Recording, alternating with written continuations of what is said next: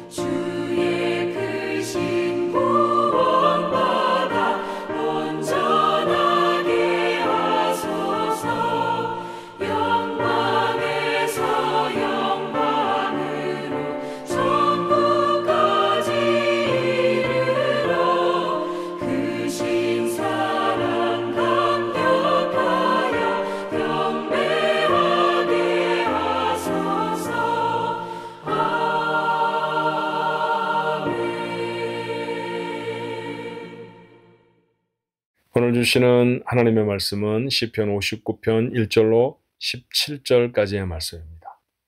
오늘은 말씀이 좀 길어서 군데군데 영어가 없는 그런 부분이 있네요. 예, 영어 성경을 늘 참조하시는 분들은 영어 성경을 펴놓고 옆에 펴놓고 같이 읽으셔도 좋겠습니다.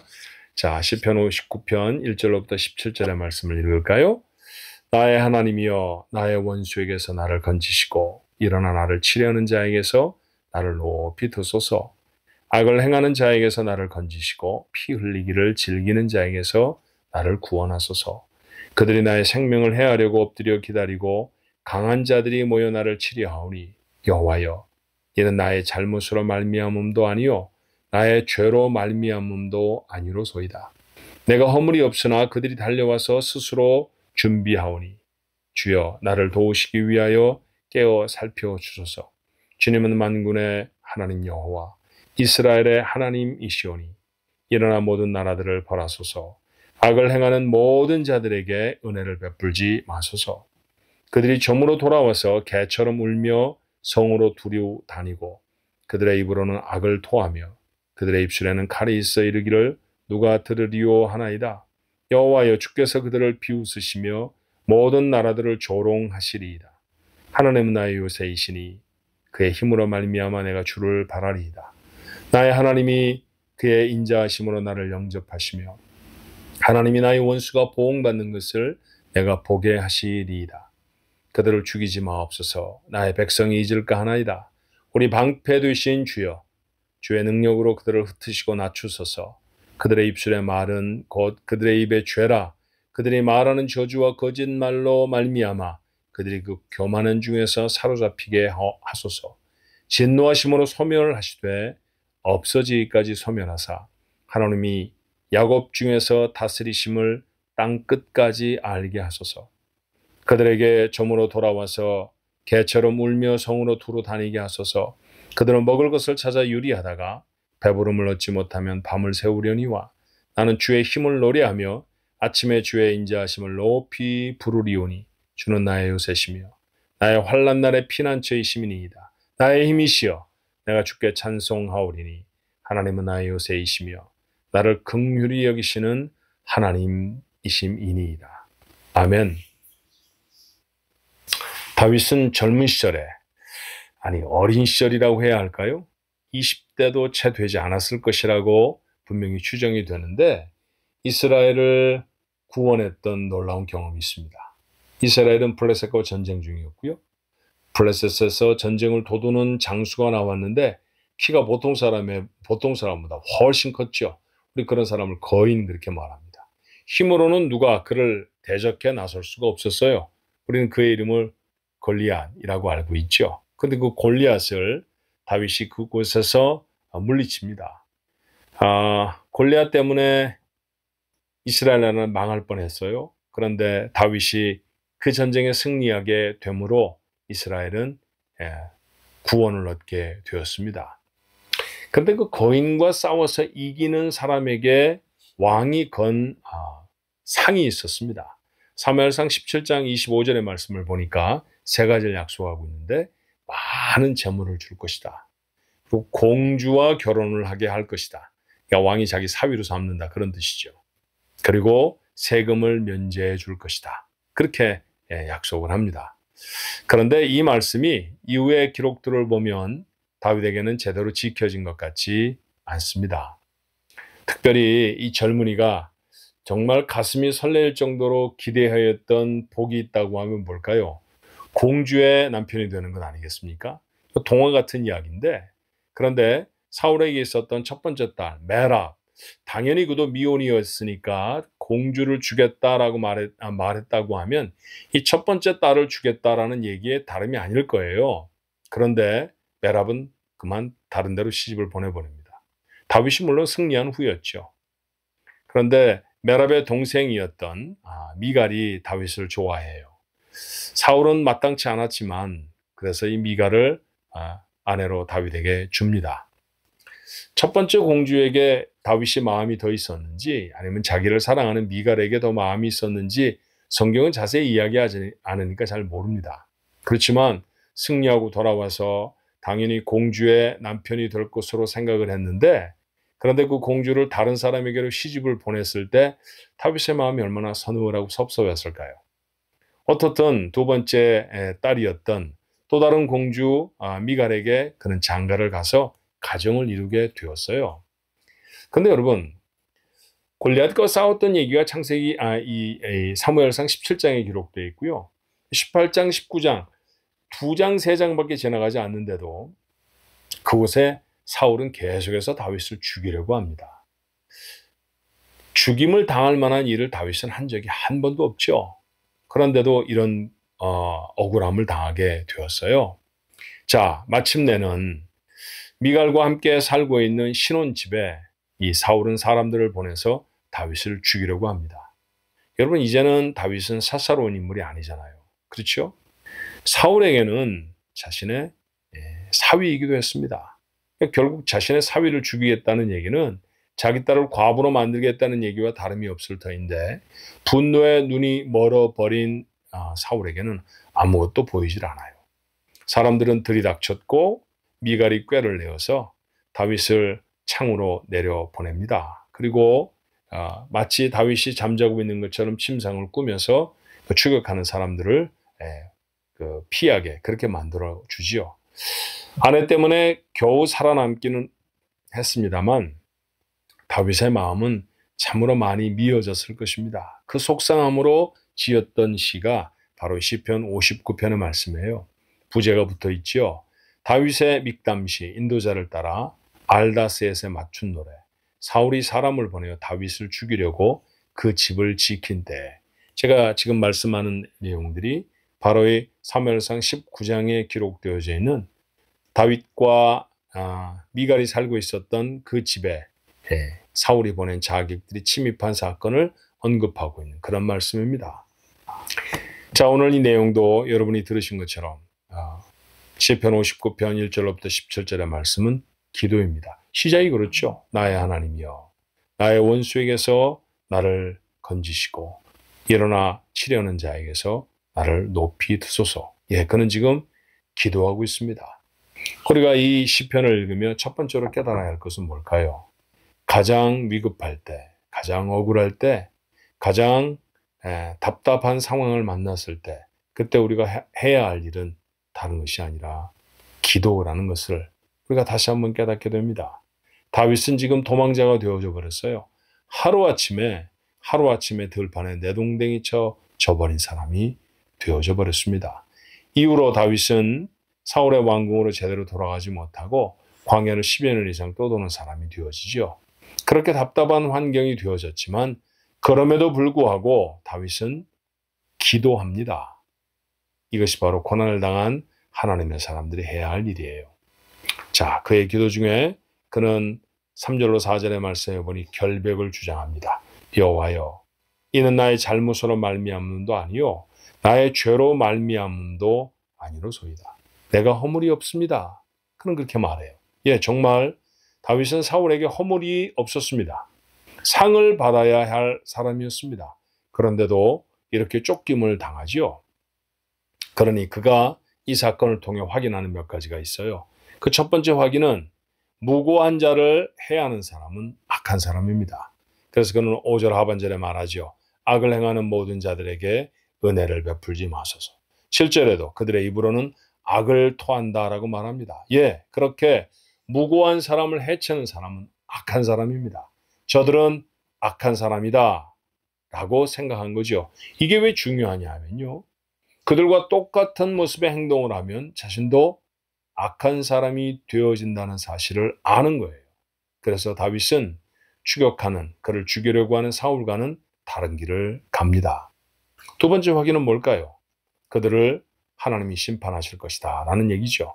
오늘 10절의 말씀에 보니 하나님이 나의 원수가 보응받는 것을 내게 보게 하시리이다. 그렇습니다. 하나님이 정하신 당연한 법칙입니다.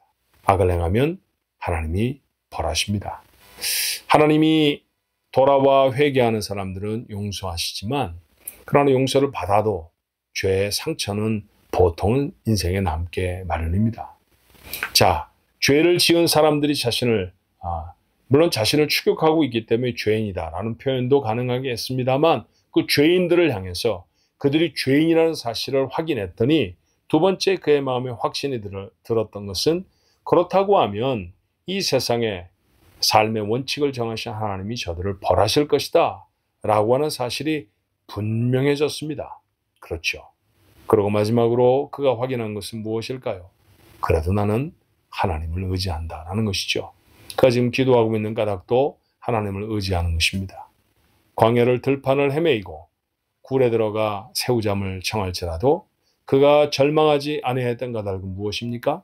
하나님이 그의 의지가 되어 주셨기 때문입니다. 하나님은 나를 도우실 뿐이다.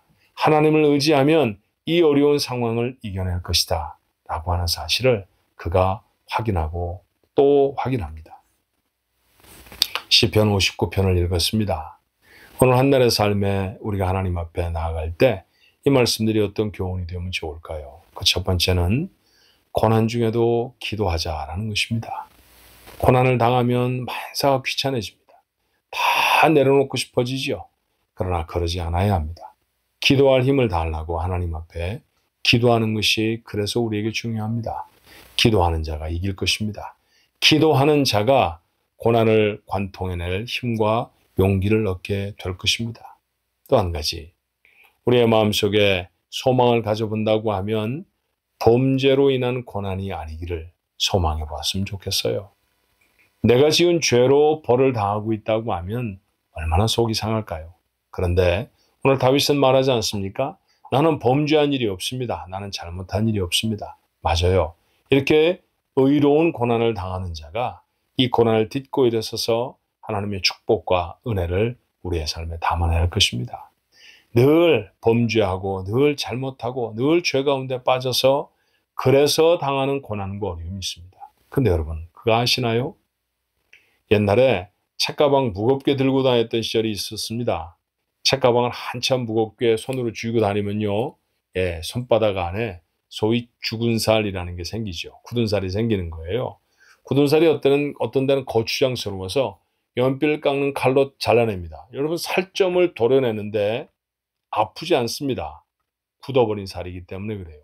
죽어버린 살이기 때문에 그렇습니다.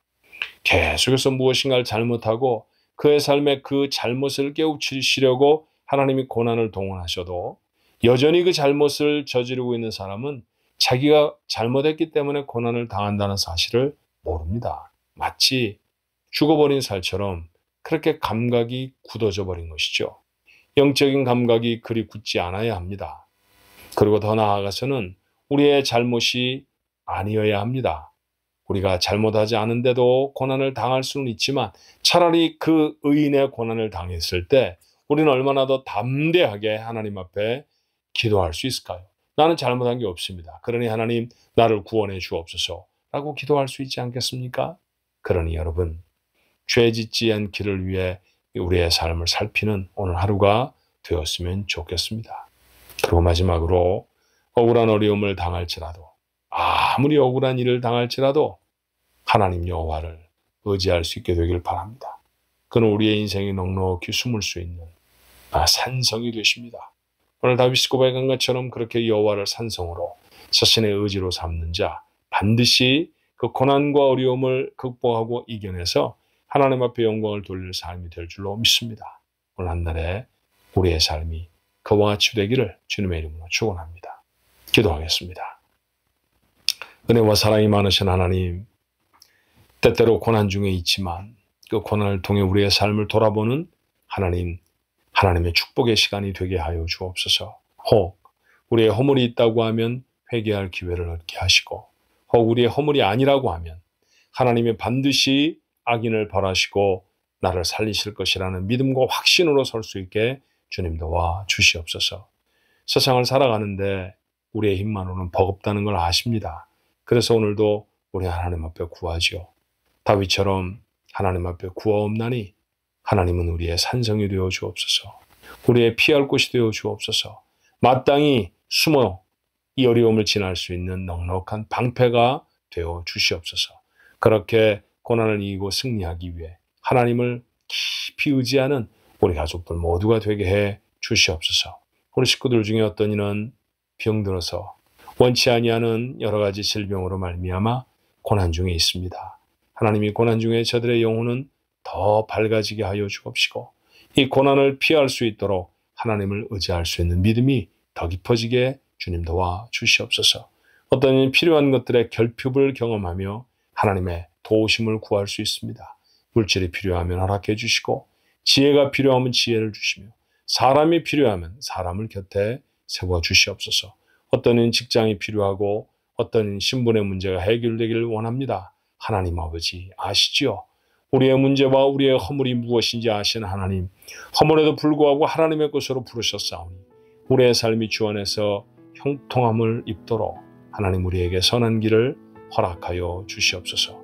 아무리 큰 어려움과 환난이 우리에게 닥칠지라도 여전히 우리는 하나님을 의지하고 하나님을 의뢰하는 사람들이 되게 하여 주시옵시고 마침내 우리의 머리를 드실 때 우리 하나님을 찬송하여서 우리 주변의 모든 사람에게 하나님은 과연 살아계시고 그 하나님은 내 아버지시라는 사실을 선포하고 증거할 수 있는 행복한 인생들 되게 해 주옵소서. 오늘 그 행복한 날에 하루가 되게 하시길 원하옵고 예수님의 이름으로 간절히 기도하옵나이다.